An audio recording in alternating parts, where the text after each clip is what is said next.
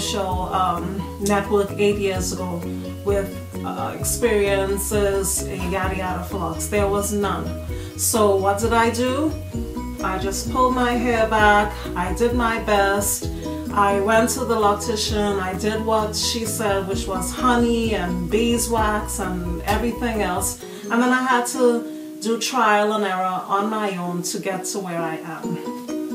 Now everyone has a reason, you know, why they're on YouTube or, you know, why they do what they do. Everyone, I'm no different, no more special than anyone else. But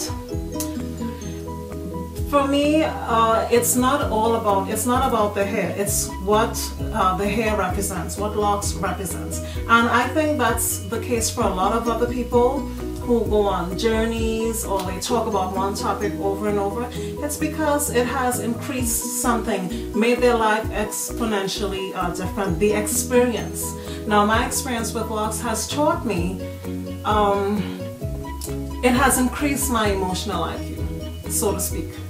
You know, now, to give you an idea of what I'm working with and what mess you're seeing, I am a vegetarian, not by choice. I don't like meat, I don't like fish, I don't like no sort of animal sort of product except for cheese. And people say, well, oh my gosh, how come you're so fat? Well, that's because, you know, I eat a lot of carbs, I eat a lot of vegetables, and I love snacks. Number two, when I came to this country, I was about 10 years old and I wasn't in a good space. I didn't want to be where I was before, and I was not pleased about coming up here to where I was. So I decided all I would say to whoever I was with in my household was good morning, good afternoon. And I swear that's all I said for the next 4 years. Good morning, good afternoon. Yes, thank you, no thank you. When I just graduated from high school, I decided it would be a good idea to learn sign language so that I wouldn't have to speak to anyone unless I really, really wanted to. So I went to the library and I got loads of books on American Sign Language, and I taught myself rudimentary sign. So I reached level 4 in college, and in order to get my license to interpret in any, you know, in any venue, I had to immerse myself in deaf culture by actually being in the culture for at least 2 months. And that is not possible if you do not have family members that are deaf. And my professor said that, well, you must do it, so you have to go into the deaf community. Now at that time, the deaf community, the main places that you can go were deaf bars and deaf lounges, and he gave me some places to go to. I went into one deaf lounge and I never went back again. Now, deaf people have their prejudices just like everyone else, and I'm okay with that. But yes, they do have prejudices against hearing people, and I'm okay with that. And that wouldn't have deterred me, but the bar and lounge scene is not for me. I said, you know what? This is it for me. I'm going to have to find another way to communicate that I don't want to speak to someone, or find a way to speak to others. I'm getting older. So I cut it at that point, and I set new goals for myself, believe it or not. Let me tell you, those faculty and staff, they were horrible to me. They were very snooty. They did not speak to me at all. So I got the same medicine I was trying to dish out to others, you know, like, take that. We don't want you in this school.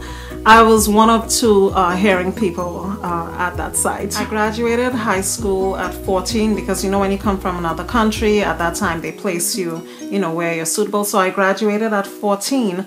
And I was already 3 years into college when I started working at that deaf school as a teacher, and oh my gosh, they were horrible. But I loved it. I loved their attitude. But back to the food thing. Also, even though I don't like meats and all of that stuff, I don't eat meals like real meals. What makes me big is snackety snack, snack, snack. And whether it's a meal or a snack, I eat virtually the same items all the child. I'm never bored. For the last 15 years, guys, I'm telling you, I am never bored with what I eat. I'll eat the same thing for like 3 months in a row, like the same 4 items, then I'll switch it up and I'll take my other 4 items and I'll eat that for the next 3 to 4 months, and I'm never bored. And it's the same thing in everyday life. I do not know how people say that they are bored. There is so much to do. Even if you're in a boring meeting, which I am, I find myself in several freaking boring meetings. I sit there, I look at the decor and I think, wow, this would go good with this, or maybe this could be done better. I can use this to make something, you know, I like this book, or this would go really well with that, or look at the presenter's hair. So you see what you're dealing with, right? I have to put myself out there. Like anyone else who wants to get results, you have to take chances. You know, there's no pleasure without pain.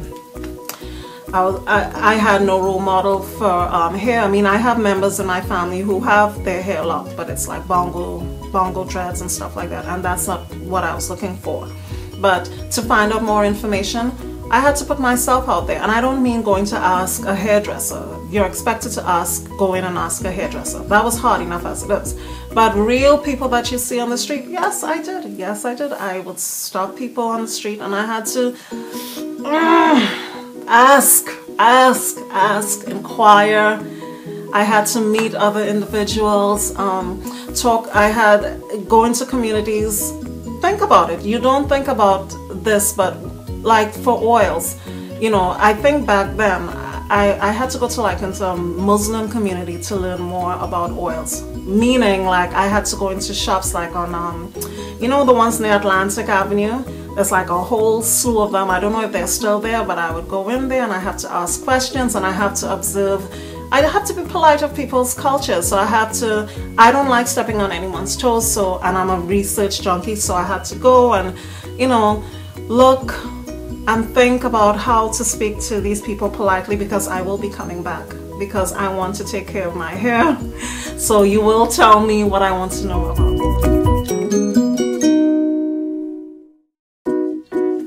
You were always bored, right? Yes. Am I ever bored? Never. Never. Always bored?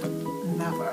So I will continue to talk about locks, which was my favorite catalyst for change, and I am still changing and growing, and I like to learn from other lock lovers as well. And I will continue to post as long as I have something to talk about. Okay, lock lovers, until next time, bye!